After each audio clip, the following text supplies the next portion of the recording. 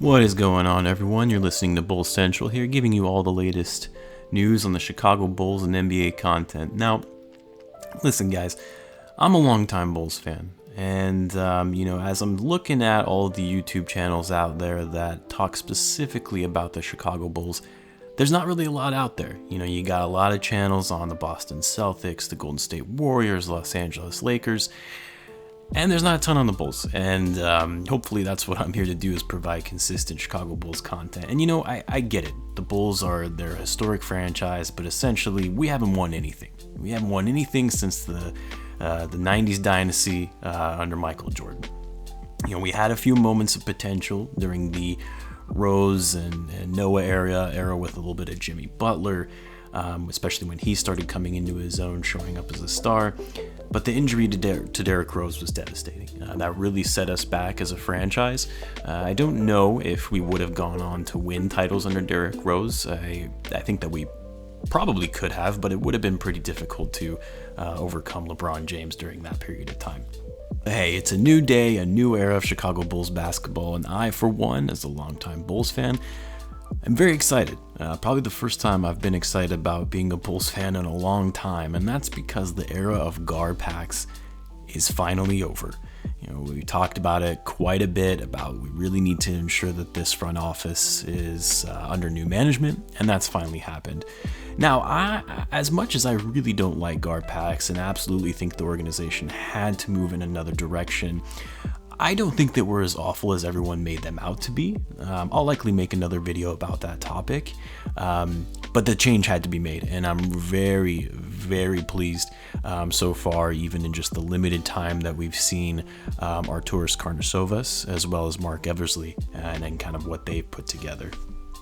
This was always one of the biggest pain points for the Bulls franchise, even during the dynasty era when things were going really well for the team and they were winning consistently, winning 6 championships. There was always this disconnect, this distrust, being from the front office, the owners, and the players. Always sort of a toxic environment. That was what was always described in the media. But hey, we're not here today to talk about the past, although I know I just rambled on about it. No. We're here to talk about the future of the Chicago Bulls. And for the first time since the start of the D Rose era, I can finally say it's starting to look up. Now, I could be completely off base on this estimation and eating my words by the end of the season, but let me highlight some of the reasons why I think going into this season will be different from what we've seen in the past. Now, obviously, this season is incredibly unique because of the delayed start to the season and the fact that the time between the draft, free agency, training camp, and opening night are all happening so close together in just a matter of weeks. That'll be something we've never seen before in NBA history. So aside from that's going to be obviously a major change. On top of that, we also don't know quite yet if fans will be able to attend games, or at least not at full capacity. But again, this is all a given. The reason this season will be different for the Bulls is because not only do we have a new front office, but a completely overhauled coaching staff that is suited for developing young players, which is what the Bulls are primarily constructed. It's exactly what they need. They're the second youngest team in the league behind the Phoenix Suns, and they're a team that actually has solid young talent whose potential was never really realized under the previous coaching staff. Most Bulls fans, we know this, but Jim Boylen was a horrible coach. Just an absolute horrible for that roster, for that coaching staff. Last season, the Bulls team was really expected to squeak into the playoffs as an 8 or 7 seed. Given the talent that they had on that roster, there were expectations that they would do much better than they actually did. Okay, so that's one of the big reasons, right? It's coaching. Now, although I actually think Billy Donovan is an amazing coach, I'm not going to say that he's on Greg Popovich's level.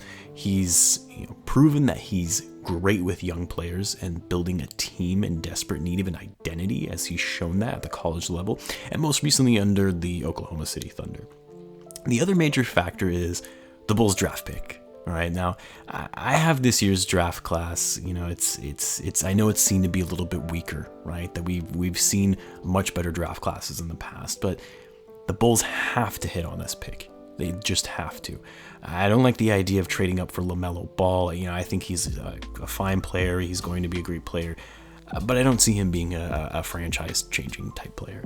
And he's not worth giving up assets over, because you would have to if you needed to trade up for him. I don't think he's going to be available there at number 4.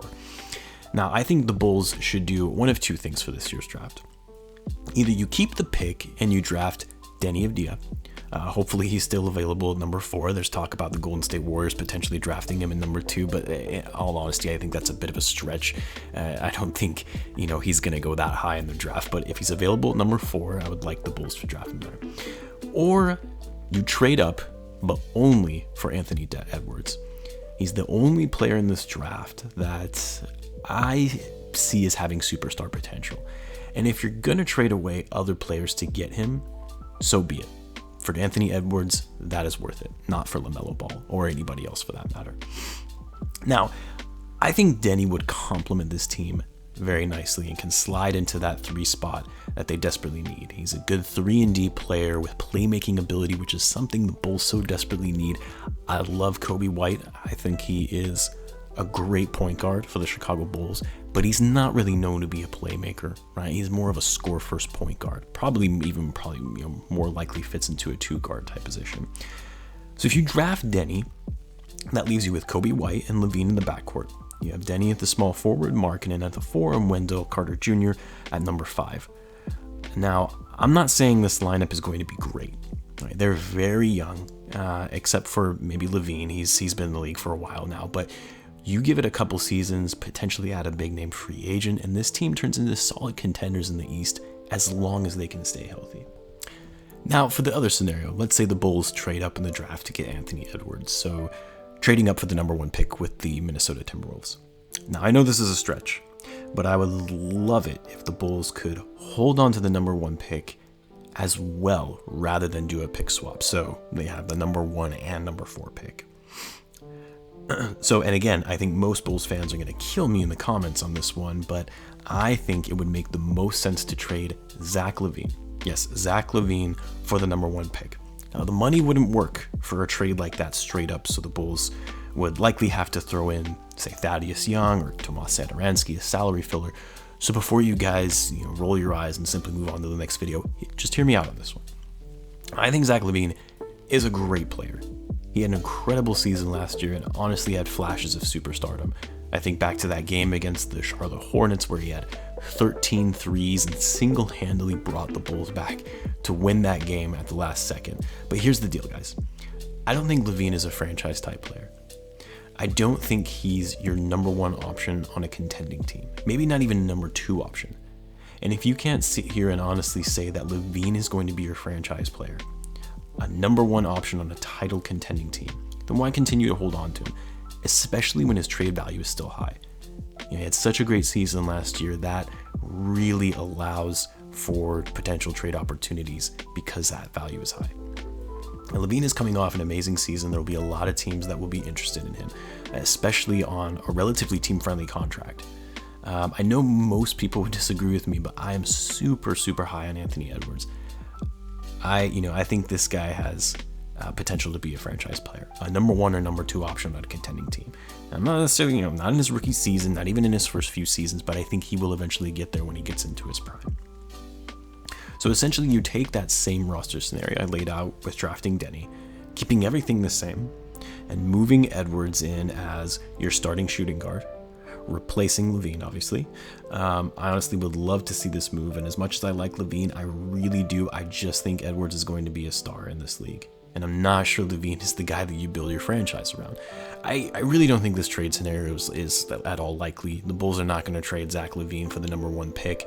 It just, I don't even think the Minnesota Timberwolves would even want to take that. They obviously had Zach LaVine. They traded for him for Jimmy Butler, so I don't really see this coming to fruition. Anyway, guys, that's all that I wanted to share with you today. I do think that the Chicago Bulls have a very bright future. I'm very pleased with the move that they finally decided to make in revamping the front office.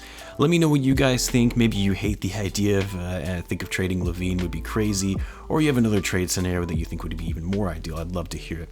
Now, this is a brand new channel, so if you're a Bulls fan or even just a casual NBA fan, don't forget to subscribe. I plan to post consistent Bulls content and news with some occasional non-Bulls NBA related videos from time to time, so don't miss out, and I will catch you guys in the next one.